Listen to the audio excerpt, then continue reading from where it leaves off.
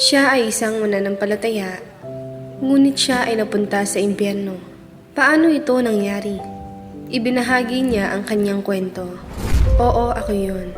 Isang mananampalataya sa Panginoong Hesus ang napunta sa impyerno.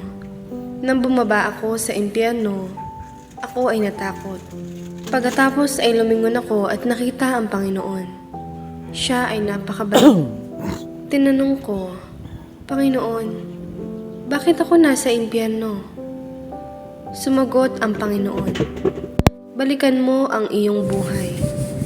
Nang magbalik tanaw ako sa aking buhay, napagtanto ko na namuhay ako ng lubusan ayon sa aking sariling mga kagustuhan nang walang pakialam sa kaseryosohan ng kasalanan.